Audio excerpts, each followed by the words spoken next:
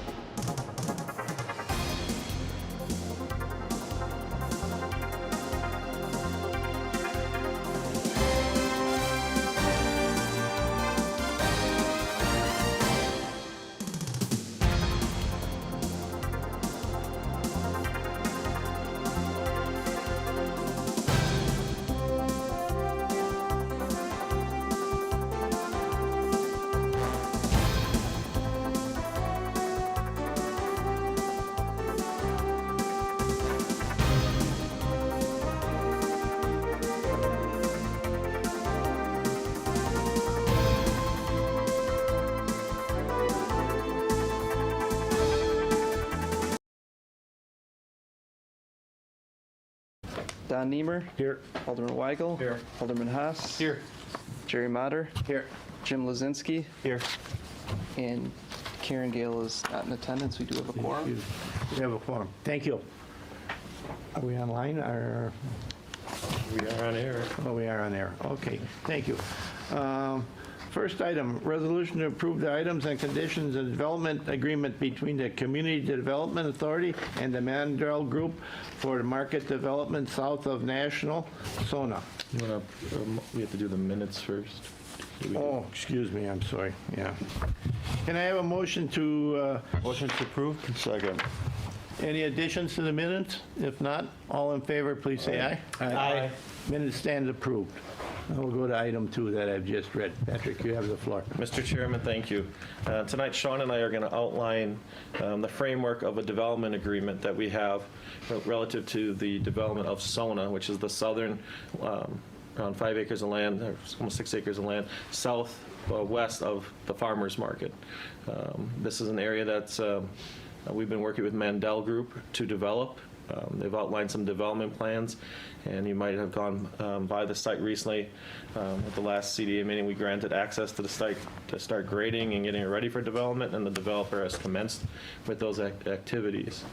This is, again, just southwest of the West apartment building, which is the 177-unit building that was completed in 2020, and it has received, I believe, 100% occupancy and rents that are above where we set up with the original development agreement. So tonight we're discussing the construction of SONA Lofts. So this is a 110-unit apartment building with around 5,000 square feet of commercial space or in-cap space. You can kind of see that in the brown area of the left side of the building here, and then there's another in-cap at the southern portion of the building. Where we're at in terms of the project. So site work has commenced, as I outlined. The environmental aspect of the project, in which the CDA in prior meetings have awarded $500,000 as an EPA revolving loan, which this is part of the framework of financing of the deal. We have to do a public comment period. We're ready to start that part of the process. Prior to tonight's meeting, I shared a synopsis of a development agreement terms that was shared with the authority. We're going to go over some of those provisions here tonight. This is just the agreement for SONA. This is not the Makers Row aspect. It does draw down land, lots 1 and 3, and we'll go over that here in a second, what those are. But this is really relative to construction on lot 2 of the development site. We've gone through the performas. We've had Ellers review a TIF model. A unique comment that came from SB Freeman is that the rates of return are reasonable. The project is in an opportunity zone, which provides benefits to equity investors to the project. You might recall that legislation was passed a few years ago under tax reform, in which it allowed people to invest their capital gains in a project and not get the tax effects on that capital gains. Overall, what this project will do is add 5 more years to the TIF beyond what where Nona's position at in terms of the MRO commitment that we had in that particular project. So we are using the full statutory limit of the TIF, which is around 27 years. And we continue to work with Higgins on easement access and a lateral issue, which we'll highlight on another agenda item this evening. So overall, it's a $23 million construction. Overall, it'll have around a $19 million value with Makers Row and the SONA project. And this is the outline of the site. What you see in the light blue, which is the apartment building, is lot 2. Lot 1 is in the closest to the farmer's market, and lot 3 is south of the farmer's market parcel, and lot 4. So tonight's discussion is really getting the infrastructure work in the site plan or pads for lot 1 and 2, and then the parking areas and the access points, and getting lot 4 situated with infrastructure as well. The developer will not draw down lot 4, so the CDA will own lot 4, but the developer will have rights over lot 4, which is over for a period of time, in which point they would like to consult on what development would go there. If that time expires, then the CDA can market to other types of complementary uses for the development. As in prior development sites with the West, we did sell the land for $1. This site would be sold for $1 as well, so lots 1, 2, and 3. And again, CDA retains the rights to lot 4. The site development work, this is a big aspect to the project. So if you're familiar with development like an industrial park, we're getting pads ready for different phases of the project under the SONA development. So the stormwater collection system is being installed, the ingress and egress points are being installed, parking, et cetera, lighting, sidewalks, landscaping, et cetera. That work is starting right now with the developer using Payne and Dolan or Wallback Group to do that work. There will be a reciprocal easement agreement for the maintenance of the infrastructure, so who's shoveling the sidewalks. Each phases of those areas will be responsible for paying some of the costs associated with the stormwater and those particular items. So the overall budget for this is around $1.8 million. I would just want to note that under base lot 4, you see $364,653. as well as some contingency. What that relates to, or total of $415,000, is the infrastructure necessary to get Lot 4 in place to be developed. And that is an obligation of the CDAs to help contribute towards that. And we're going to talk about how that gets financed here a little bit later. Do you want to go to the next one? So, Patrick had mentioned Lot 4. The way that we're looking to set that up is that Mandel Group would loan the CDA the $364,000 to cover the costs needed to put the infrastructure in, and they would be putting that infrastructure in as they continue to work on the site. As you've probably seen some dirt moving around and things like that. Right now, the Lot 4 is actually where the stormwater pond will be located as well. And so it's an important site for the remainder of the lots. The way that would be set up is that if cost savings are realized on the SONA project itself, the loan would be reduced by the CDA's portion. So basically, if there's a cost savings realized once they go through the SONA project, we will get a portion of that, but it's going to be put towards essentially that loan that Mandel has given to us to put in the infrastructure for Lot 4. Otherwise, we would have to borrow those funds up front to pay for that. And this is a way that we thought it was convenient to help facilitate the development. And then if there are no cost savings, so for example, on the West project, we received, we had a cost savings provision in there, and we received like $650,000 of cost savings when the project was complete. So we certainly hope there are cost savings, but on this project as well. But if there aren't, it would basically be the loan will get tacked onto Lot 4, and it would just be kind of a mortgage on Lot 4 at 3, a little bit of a higher interest rate at 3% interest. So. As far as parking goes for the site, obviously, one of the big things is the farmers market. The big reason for the development in the area is the attraction of the farmers market, and so we want to make sure that it's protected and will carry on, for a long time. Along with that, it's important for Mandel as well, as it's a destination for people all over the region. So one thing that we're looking at is there will just be a number of stalls which won't have restrictions on them. So, just think about if you were to pull into a grocery store parking lot and park your car. It will just be like that. There won't be a sign that says you can't park there during the farmer's market or anything like that. So it'll be unrestricted parking.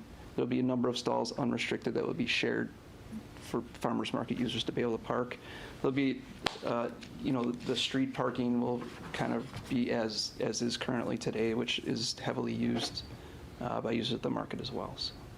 Mr. Chair, Go ahead, Mr. Clark. a question. When this site is fully developed, will there be adequate parking for the farmer's market? Yeah, we have actually studied that. We analyzed a number of markets in the region and looked at the number of stalls that we'll be able to share with the Mandel Group on this site. and the number of stalls in the area that can be parked there by the public. There are a few other parking lots that can be parked in as well, including on-site parking. And we've determined that, yeah, we have more parking stalls available here than many of the other markets in the region. Thank you. So in terms of public financing, we started from the ground up here and how we're doing this with the infrastructure, now in the overall deal framework. It is a developer-funded TIF in which, through the course of the project, the increment that is gained from the Sona apartment development, as well as extra increment that is gained off of the West development and the Aurora Clinic, will be utilized to help finance the Sona overall project. So the total MRO participation is estimated around $15,725,000. Then there's the EPA $500,000 loan at 1.5% interest over a 20-year term. So this is funds that were granted to the city to loan out towards brownfield redevelopment type of initiatives. We talked about the developer financing for Lot 4 infrastructure. And then we have two pretty big important agreement provisions that are cost savings, as we outlined. So we get a percentage, and we're going to go over these in a little bit detail. And then the profit sharing, so the upside of the project. How do we participate in the upside of the project? So if we look at the revenues that go into the TIF district, so we worked with Ellers to prepare a TIF model. And what has gone into the TIF district is really money's gained from investment into the West from fire. So the CDA took out a note, and we took around $6.7 million and invested that into the West project. And then based on the loans and participation of that agreement, we received certain funds back. So we've received $1.5 million on the development loan repayment from the West project, construction savings of $665, and another $1.5 million in profit sharing that is put into the TIF fund currently. That is set to go back to fire, the way that was structured, except for the $665. That went into the TIF fund. That was because of just construction savings on the project, and fire said the city or CDA can have that. Then you see the $500,000 there. That is a borrowing from the $3 million that I just talked about from fire's funds. And I'm going to show another side of this here in a second, to keep a fund balance within the TIF. So our TIF doesn't go negative based on the MRO payments that we're providing to the developer. And then there's still a profit sharing aspect of $1 million that's available when all the West is completed and to go through like a sale in the future. There's a potential upside on the profit sharing yet. And we've gone through those development terms on prior meetings and agreements. So as I talked about on the left here, you can see the $6.7 million that went towards Nona. And then on the next is the MRO payments that are obligated to the original development agreement that we have for the West, and that's around $16.7 million. So that is still part of the West within the TIF. But the West is performing well, and I'm going to talk about that here shortly. So Sona, if that gets built in the projected increments gained from Sona, so the taxes generated by the $19 million apartment building, is around $9,530,000 and some change. That is the increment gained from Sona. So that's where we're saying, as you perform, you can get access to that increment. And then from Nona, there is a portion of increment that's beyond what's already committed into the 16.7 that we're committing to the Sona project. And then once that 16.7 is satisfied, there is increment available to help Sona. So it's kind of a backloaded type of project. If you look here, you can go from 81,000 and it goes up to $1 million in the later years. And that's put into the structure. In that, in total, the column of MRO assistance around $15.7 million of developer-funded TIF that would be available to the project. On the right here, under, can I have the mouse? The TIF pays back the $2.5 million of the $3 million, as I mentioned before, to fire when we proceed with the development agreement. And then $500,000 is kept in here to maintain a fund balance within the TIF. And then in later years, fire is repaid back most of the $6.7 million that was lent to the Nona project. So this is in later years of the TIF. There's no obligation that if this goes south, that fire, we're going to hold that to fire. It's only if there's increment available. So this increment is showing that there is an increment available to pay fire, and we TIF off within 7 years. So fire would receive $8.7 million back that's with interest for the 6.7 that was borrowed. So the framework of the deal, the land is sold for $1. It has around a $1.7 million value in terms of, land value today.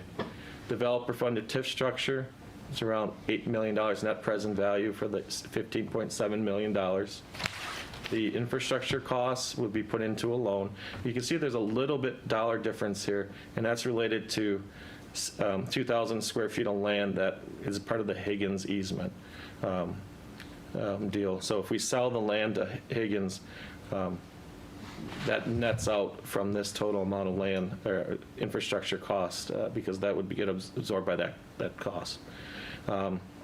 So in the cost savings agreement, the first 364 will pay off, will pay off the funding necessary to do the infrastructure. My dollar amounts I've changed here since I've done this, but the next 100,000 will go to reserve for the developer. That's a capital reserve, so that's money that goes into carpet or other improvements into the apartment development. And then there's a 50-50 split over that between the CDA or city and the developer. The refinancing, so once the development is complete, sort of like what happened on the west, they went to permanent financing early because they got occupied quick and they were able to get a lower interest rate, and there was some ability to put money towards the development or to pay off the city, and that's the $1.5 million or so that we had talked about earlier. The refinancing is the first $500,000 is paid to the city, and that's really to help pay back that fire note that is borrowed to keep the fund balance within the TIF. So we can get fire back, and now we have money back in the TIF fund. And then the profit sharing is structured that the remaining proceeds are 25% to the CDA and 75% to the developer. Now this is lower than where we were on the west, but our level of public participation is lower on Sona. We had much upfront money that went into the west deal, and so we were asked for 60-40 split. So this particular split is reduced. And if we get the $500,000 paid out early, then our 25% goes down to 15%. At the last meeting, this was around 15% and 8%. So we've gone up, and that's why it's blue. And we talked about trying to get a little higher on the backside. This is going to operate differently than the west. At the west, when we started a market rate lease rate was around $1.50. Now this one is around $1.70. So the market is going to hit a certain point eventually in a particular deal. So is it going to perform as fast and as well as the west? Hopefully, but it may not be to that same level. The EPA amount of money, we talked about those terms. The Higgins, the land sale, the sale price is 38.108, and that's to go against the 415 that we talked about earlier. And then there's the 500,000 that has to be repaid to fire for the total $3 million balance that is owed to fire currently. In the end, we had SB Freeman through the process in terms of reviewing the pro forma. We've had Ellers review the TIF structure as well, going over projections. At the end, this is an estimate projection. We don't know where taxes are going or values are going, but we're doing our best to project out the future. SB Freeman reviewed it and thought the assumptions were reasonable within market in terms of construction costs and the rents, et cetera. The Mandel's pro forma has an IRR, a calculation of 11 to 13. That's reasonable. It's not as high as some developers usually want to see, but the idea here is that we're working with Mandel to come up with the best solution to get the deal going. Overall, they thought the structure was different and better than we originally proposed because there was upfront money in the original layout of the project as we've been outlining to the CDA. In this particular case, we went just purely developer-funded TIF. Excuse me. Sean, you want to do this one? This is just shows you sort of the difference in assistance that's required for this project and what was required for the west across the street. So you can kind of see that bottom line is the west was 177 units and required about $16 million. And this is 110 units and it comes out at about $9.2 million. The reason that might not add up as you go down the line is that the MRO has you can see the note on the bottom, has a discounted value. So because the MRO is released over 20 years, it has a net present value much lower than the total, than when you total it. So that 15.7 is closer to $7 to $8 million, depending upon what rate you put on it. And that the 16.9 on the west is, in that $9 to $10 million range. So it's just to show that, even though construction costs have gone up quite a bit for developments like this, we're still able to put in, less dollars and get a quality project out of it, and to show that we don't have to put in as much as we did just a few years ago. And the other unique thing in this particular situation is that we're putting in a lot more of the infrastructure for parcels that aren't developed yet, whether it's Lot 4, Lot 1, and 3. It'll be coming, but this deal is kind of fronting that money to get that all laid out for development. That pretty much summarizes the development agreement. I'll gladly answer any questions that the authority may have or members of the audience. Mr. Clark? Mr. Chair, Patrick, yesterday afternoon you sent out an email called the Mandel Development Deal Terms to all of us and I guess the rest of the city. In that email, at the bottom of page 1, you included a SB Friedman letter. It was an email that they sent to me. Yeah. It was an email that they sent. Oh, okay. I summarized it And in it's the email. the last sentence of that Friedman piece that I don't understand. Quote, "The amount of assistance required for the deal is related to the mismatch between the cost of developing the project and achieving rents and achievable rents, dash," and here's to me the confusion, "the rents are unable to support this type of project and the site improvements needed to facilitate developments." Is Friedman saying the rents as they anticipate are not able to support this development? No, that's not what they're saying. It's just that the market rent where we're at today and the cost of construction and the upfront cost to do the infrastructure is higher than the market rate interest or the rent. And I know the developers here, and you probably can share some perspective on that, but we're at $1.70 in this particular deal, and the actual cost for these things would be over $2, probably a square foot for rent, and we're not in that in terms of a market today. Could that be in the future? Yes, but what they're saying is that those costs are much higher, and therefore it requires the public assistance to help underwrite the project. So at the $1.70, what does that translate into relative to rent? So if you had a 1,000 square foot apartment, it'd be around $1,700. And what will it be here? Around What's the average square footage, 1,000? I think it's around 1,900, a little bit smaller. No, it's about 775 square feet on average. So the average rents that we're trying to hit are in a range of probably about $1,200 a month because they're smaller units. So first of all, if I could add, what they're trying to say is, without this type of participation, you as a private developer couldn't go out and raise the equity or get the loan because it wouldn't make economic sense without this public-private structure. So I think that's what they're actually saying in their letter. When that's kind of satisfying what's known as the but-for statement. But for the city's involvement, the development won't proceed. When they say the rents are too low, well, I guess that you could say one of three things. The costs are too high, the rents are too low or the expenses are too high. You could say any of the three, but what really is, what's normally focused on is which one of those three is a little out of whack with the norm. And, you know, we actually got really, you know, we did a lot of work to get good pricing on this job. So I think we got the best pricing possible at the highest level of quality that we're building at. We're building at a very high level of quality. So I think we got a great project. The rents have come up from the west, but just 2 years ago, we couldn't get any bank or appraiser to say that we could get $1.50 a square foot.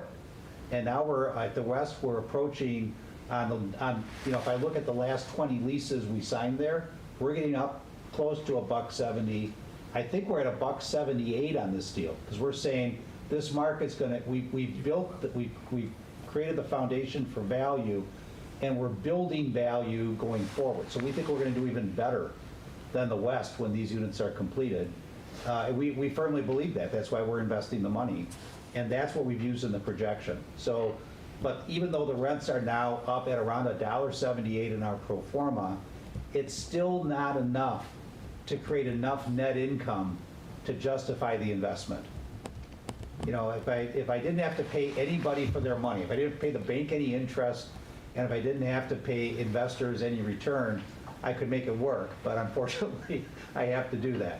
So what they're saying in their letter is rents are coming up, but until in the market today, until you get your rents up to between $2 and $2.25 a square foot, you have a very difficult time just doing a private development. So I did a project recently. I completed a project in Wauwatosa over in the research park, almost exactly the same size. My average rents there are $2.19 a square foot.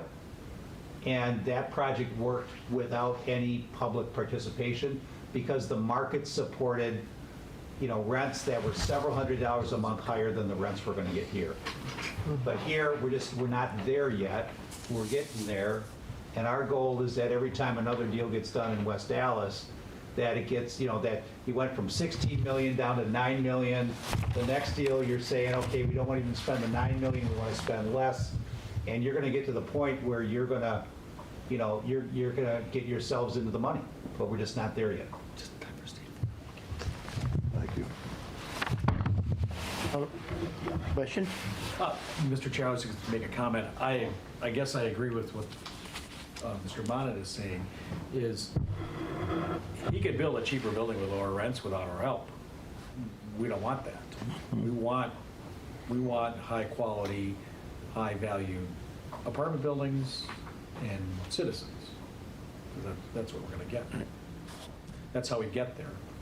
I'd like to see us at the point where the CDA can dissolve rather than the Boyd Road housing stuff. Where we don't have to work with developers anymore. Where they're just going to be knocking on the door and saying, this is what we want. Well, at least have less work to do. Let me put it that way. Right. Thank you, Alderman. Any other questions, comments? Bob, do you want to come up and say anything else, or? No, go ahead. Well, I guess, you know, we've been working very closely with the staff and staff's consultants, SB Friedman and Ellers, and we've gone through all sorts of different machinations on this, but I think the overall goal that we heard back from the city's team was, at this time, we don't want to do any more loans, we don't want to do any more grants, we just want to do this MRO, municipal revenue obligation. And that basically is paid for predominantly, not completely in this case, but predominantly by the property taxes that we generate. So there's a nice match in terms of pay as you go versus at the West, we had all this upfront stuff. And, you know, and you could see in the Ellers documents that at some point along the way, that loan's got to be paid back, you know, fire's got to be paid back, the city's got to be made whole. So, so the staff's direction was we don't want to load onto that, we want to close that out.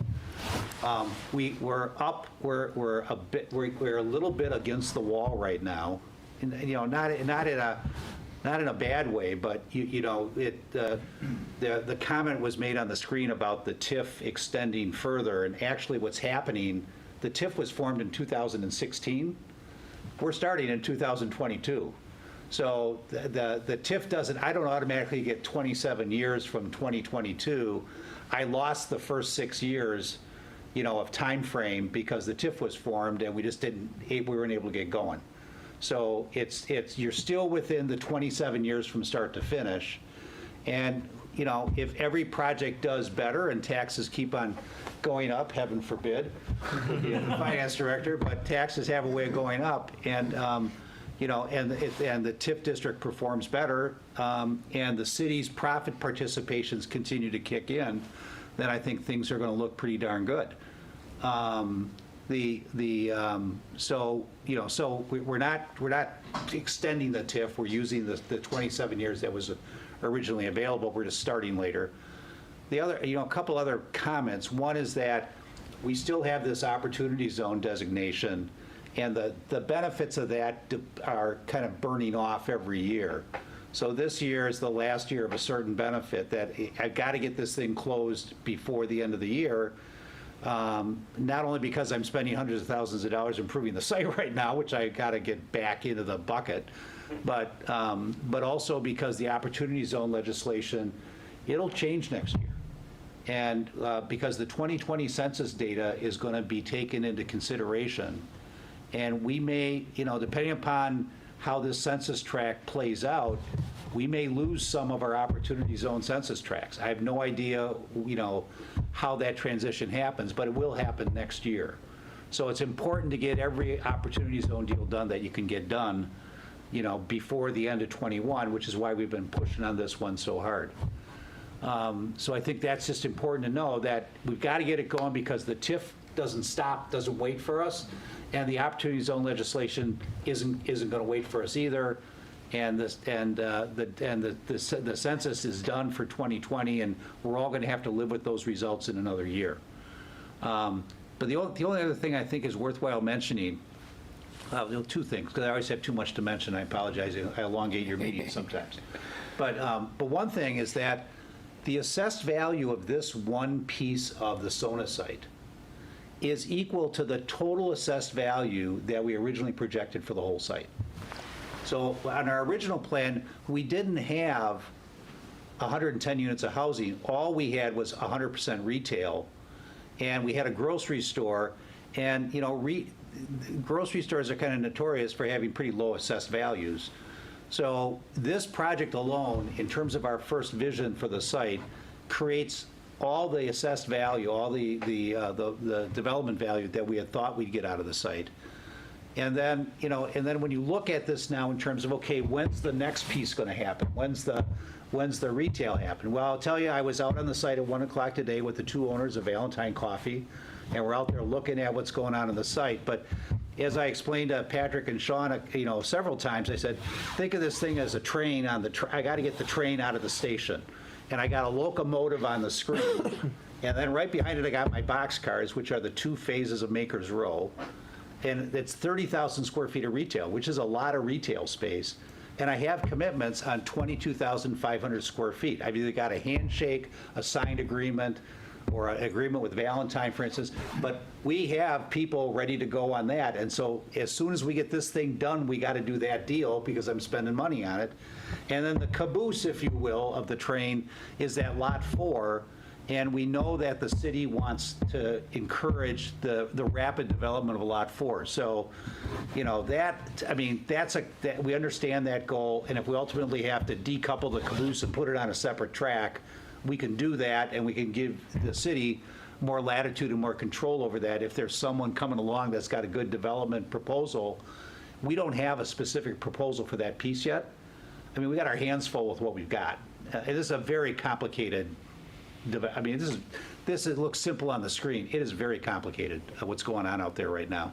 So I think overall, if we ever get the decision on what's going on down in the Higgins corner, we got the whole train, we got the whole thing moving, and we got all the balls in the air right now, and we just got to bring a couple down so we can put them down, so we can bring the other ones in, and then get the lot 4 done. So it's all good news. The faster we push and the faster we go, the better off we're going to be, because construction costs are not going to go down. They keep on going up. Okay. So we got to just keep this thing moving. And I think we've got a very well vetted proposal that your consultants and your staff have been through any number of times and have fly-specced it pretty darn well. Mr. Chairman, I just wanted to add, besides the development terms that we're seeking for outlined tonight, approval in terms of the concept, the other thing that we can talk about in closed session is the developer's request to start putting in footings and foundations on the site. Now, our goal is to close by December 15th. Well, that's when I want to close my financing, but if Right. if there are other things that had to happen to allow that to happen, we really pushed to get into the ground because we saw this good weather. We literally looked forward and said, we think we better build to get this thing done so we can build through the winter, or else we're going to be in a mud pile out there if we wait. And thank God, we just had 3 weeks of some of the best weather, and these guys are just, the whole pad is there ready for the apartment building to be started. It's done already. The pad is done. The pond is dug. Guess we need an agreement. Yeah, so before I lose any more leverage by spending any more money on land I don't own, I'd like to be able to get going, and if I literally had to close on that land, we haven't even recorded the CSM yet, because we've been waiting on the Higgins thing. If that modifies the CSM, we're gonna have to respect that and figure that one out, but we're ready to go. I mean, the contractor is chomping at the bit. I have not closed my construction loan, but we're negotiating loan documents right now. We believe we've raised just about all the equity that we need, so we're fired up and ready to go on that, and we're fired up and we're not quite ready to go on Makers Row, but it's one car of the train at a time here, but that's next. So we think in the coming weeks, we'll have the framework of the development agreement in paper. Right now, it's like a red line version that you're circulating with your attorney, but we don't have that done yet. But we have the outline that we presented here tonight Yeah. of what that document would be.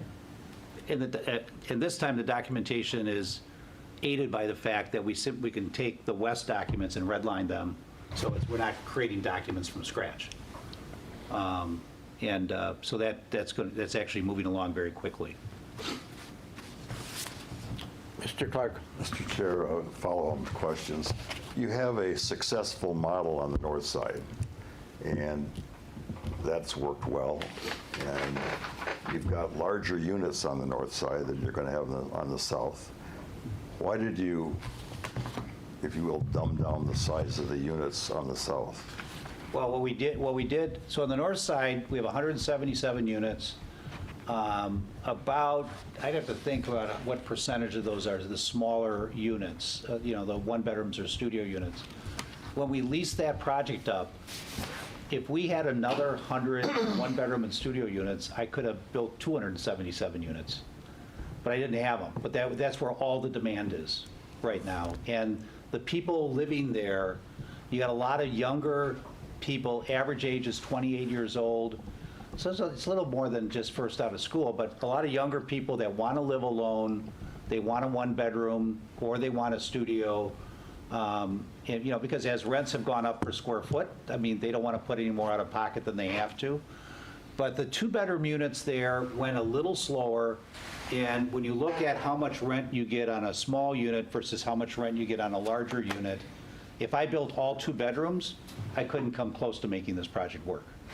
Just because the economics are so different. And there just is not as much demand for two-bedroom units in the marketplace. There are some people downtown that are building 100% one-bedrooms or studios, and that's all they build. Out here, we wanted to build some two-bedroom and three-bedroom units in so that we had a little bit more of a mix. But it really is given by what's the demand in the market. And based on those different unit sizes, each type of unit has a little bit different feasibility associated with it. The smaller units are much more feasible and allow us to make the package much tighter economically. The larger units, they don't pencil out as well, and you essentially clear less money on those units, and that ends up stressing the financing of the whole project out if you try to build all larger units. And finally, on the south side, you mentioned you got 22,000 square feet of retail ready to go. Why don't you put one of those boxcars on the track and start working on it? That's where, well, we are. We have, both buildings are designed. One is approved, both buildings being Phase 1 and Phase 2. They do have plan commission approval. We have Plan Commission approval already on the Phase 1 building. But is construction started? And no, because we don't have a development agreement on that yet. So we're going to have to come back now and get that development agreement done. And we got documents lined up galore, we just got to push them through. So we are there, though. I mean, where you wanted to be 2 years ago when you told me you wanted me to move on this thing, and I promised you I would, we moved on it. We lost a little bit of momentum in 2020 because of COVID, but, be that as it may, we're ready for the whole thing now. We're ready to move the whole thing along. Thank you. Any other comments? Huh?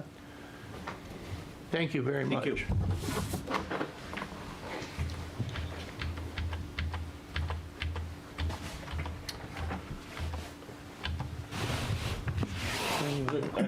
You're welcome to stay through the meeting, but, eventually we're going to go into closed session, so.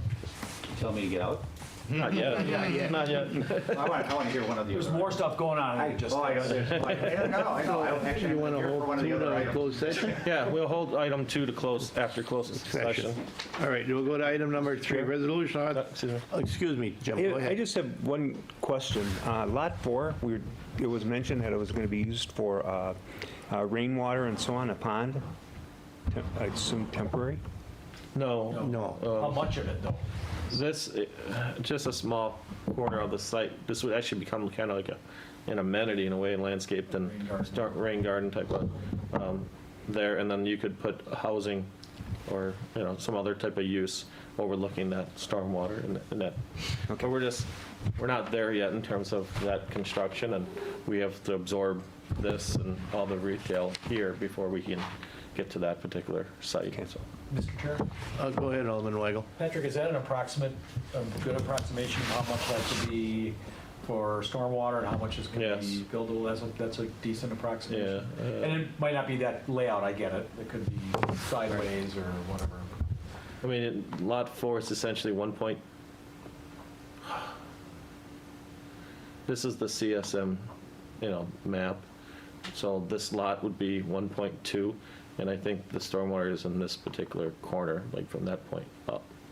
I'm just estimating that size, and then the rest would be a development pad. Right. For whatever the market needs at the time. Thank you. All right, any other questions? If Thank not, you. We'll continue with item 3, resolution authorizing the sale portions of 6600 West Mitchell to Mark Higgins, owner of the property at 6620 West Mitchell. Patrick, you have the floor. Mr. Chairman, just to help frame the discussion, over the last 2 years or so, we've been in discussions with Higgins Tower as a company. They are the neighbors to our Lot 4 that we just discussed. They have an easement that runs, you can kind of see it here, from this door to Mitchell. So this particular curb cut will disappear, and it'll be realigned with the development. It'll be more to the east. But they have an easement, like I said, to be able to access Mitchell. It says, the easement says automobile, the most direct route to Mitchell. But their business has semis that come delivering items. They also have larger trucks that access this western-facing door. You can see it on this particular picture right there. So their lot line is 20 feet from their building facade, so 20 feet from there. So that's, really hard to maneuver truck with trailer in through that door, and we understand that, We've been in conversations with them, how can we improve this area, the site, their particular site, and deal with this easement. So we offered to sell them, and I think the picture will help show this best. So this is the proposed new private drive in towards the Sona development. So here's our Lot 4. So this is the private drive. we said we would sell them 16 feet, and I think I've outlined this to the CDA before. So from their lot line, an additional 16 feet, so then they would have 36 feet from their building to a proposed new lot line. And then there would be a landscape bed, sidewalk, and then curb here within the drive. Our requirement is that they would put a fence along that property line to screen in order so that we have, you don't have a loading dock necessarily looking out from this new development at Lot 4 eventually. Now, they showed a plan through our discussions about adding a loading dock. And we also worked with them about how to get access to this western door, and we had one that came through this private drive. Well, semis coming in through this route didn't seem like something that they were receptive to.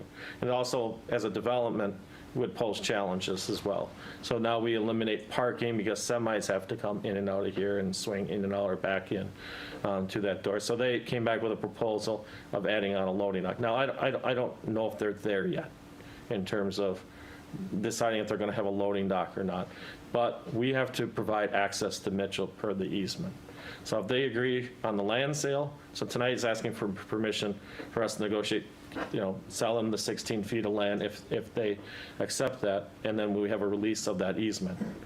If they don't release that easement, we still have to provide a curb cut because of that, the easements is to Mitchell. Now, how that's done, we're going to, work with their attorneys in consultation with our city attorney. And we're trying to find an agreeable terms.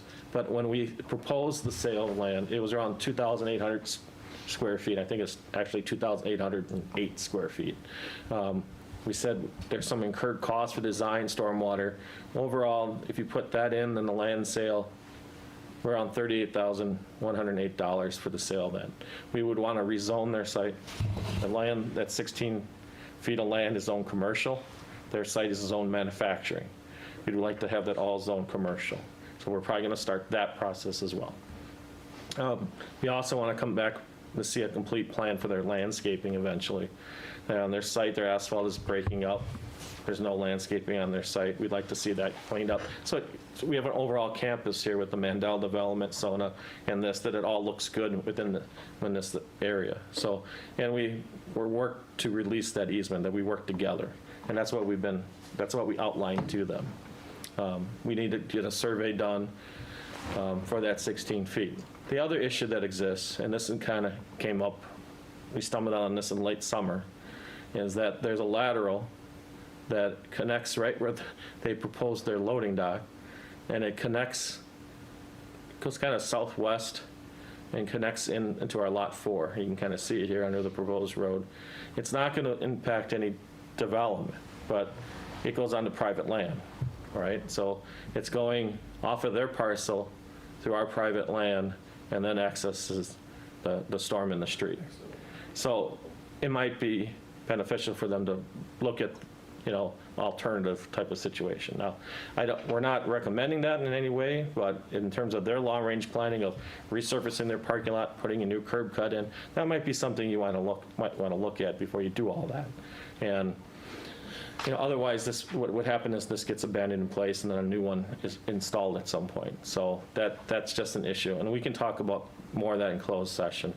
But on tonight's agenda, we do have another item related to providing funding to put in an apron, right? So the width of that apron is still a question. We have to provide access to Mitchell per the easement.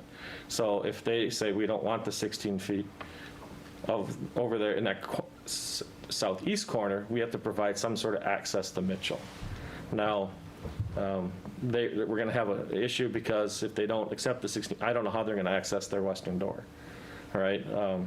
So there's some negotiation that's ongoing here on this easement.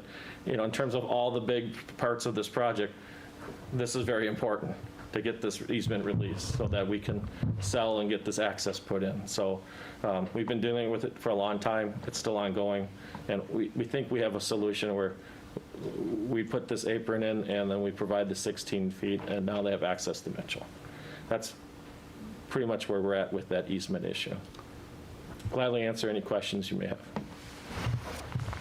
Go ahead, Mr. Clark. Thank you.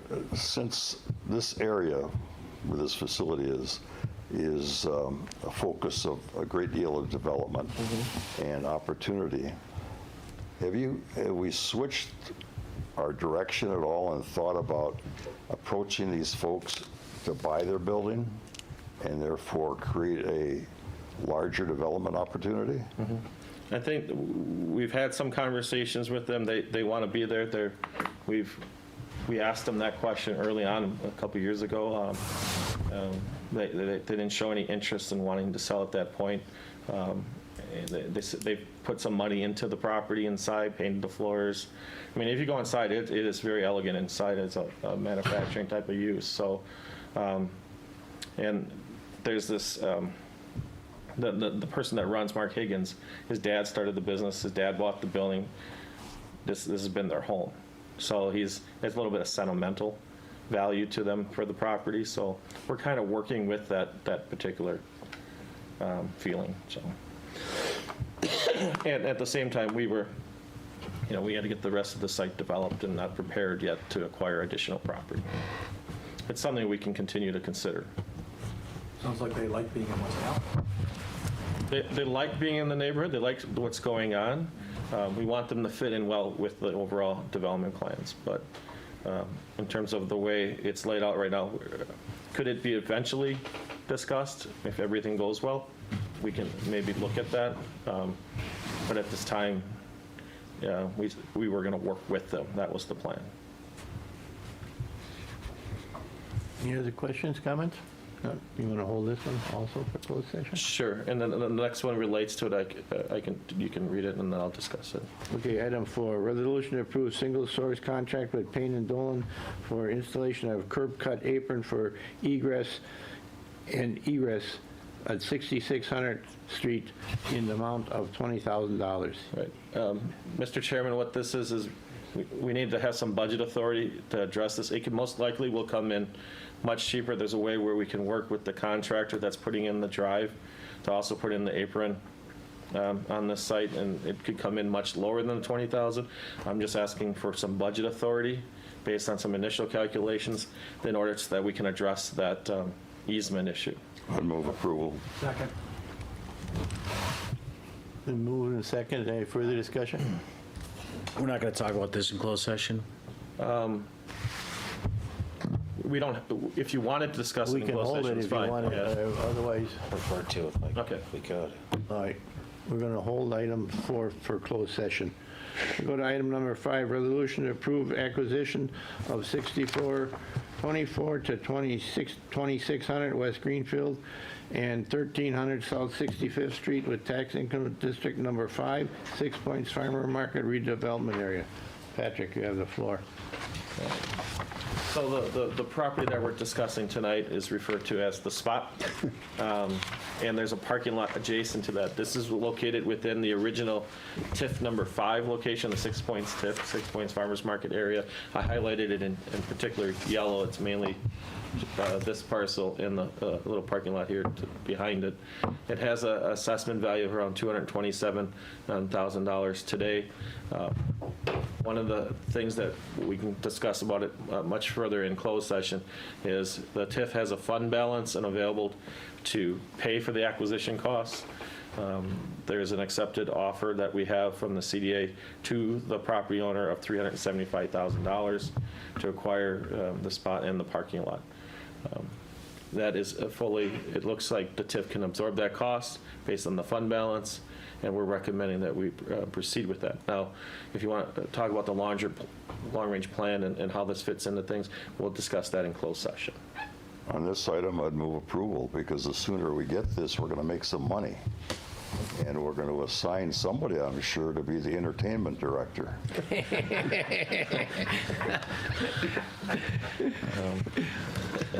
All right, we'll hold that too.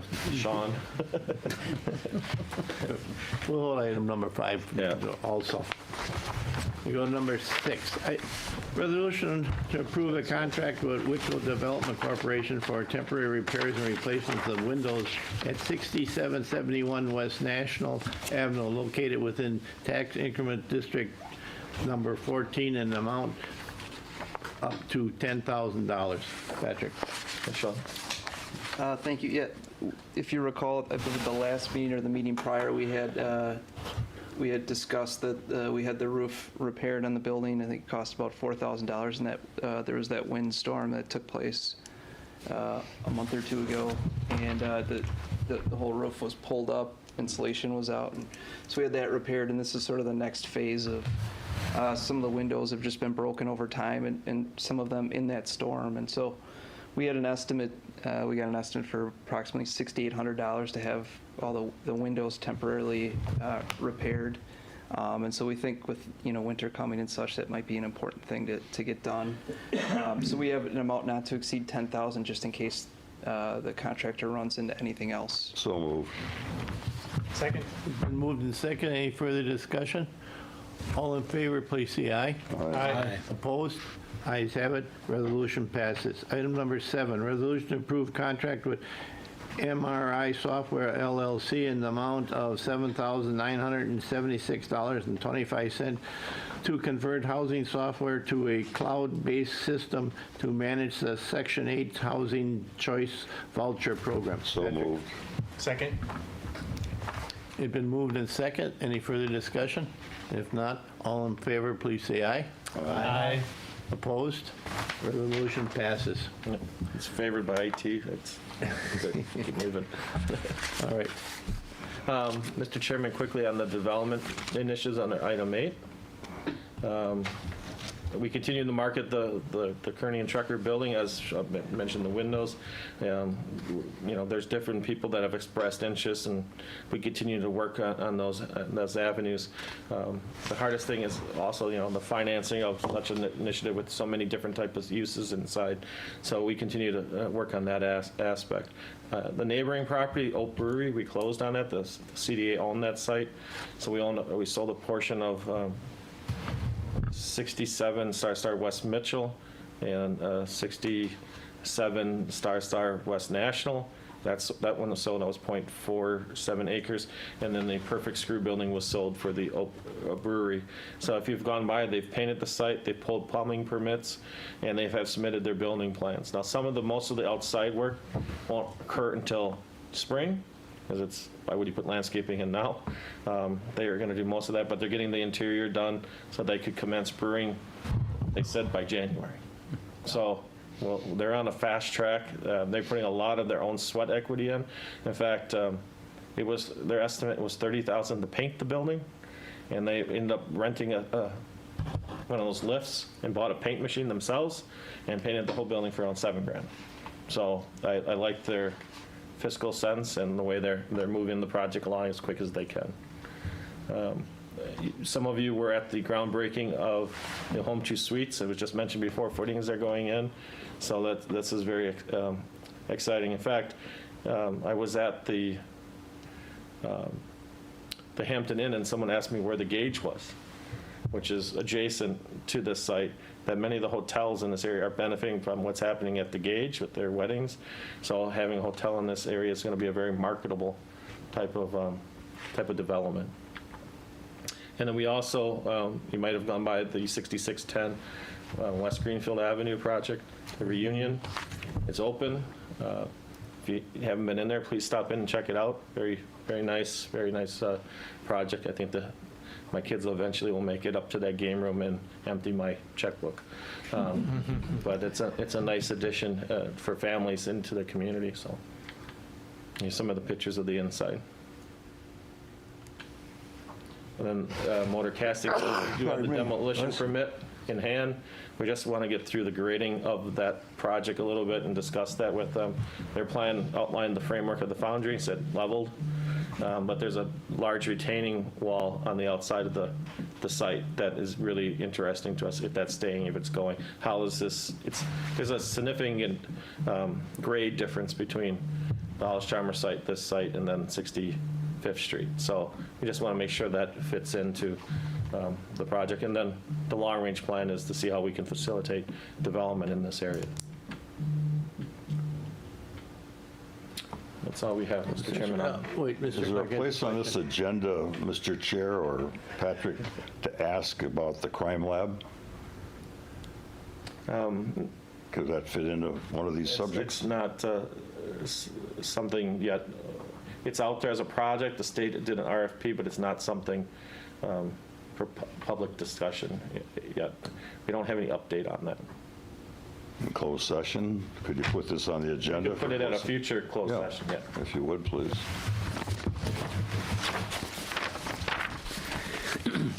All right, we'll go into closed session. For agenda items 2, 3, 4, 5, the committee may convene in closed session for the provisions of section 19.85/1/E of the state statutes for the purpose of delivering, investing public funds whenever competitive or bargaining reasons require a closed session. The committee may convene in open sessions after completion of the closed session to consider the balance of its agenda. Could we have roll call, please? I move we go into closed session. Right. Second.